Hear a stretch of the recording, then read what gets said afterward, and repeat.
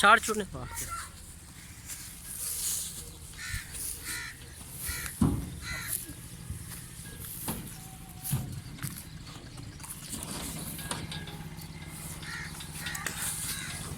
बच्चा ना नीमा बनना आए तो बंद बस ठीक है ये तो ठीक है हाँ खुली खुली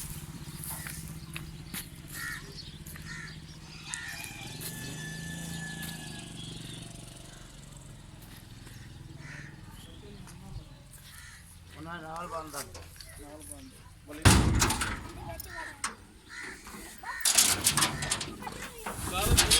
अड़ा हाँ बच्चे का गाल गाना सही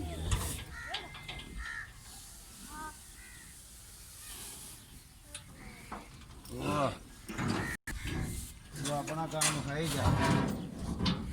ये हम किन्ने पूरियां हो गई रिकॉर्डिंग बनाना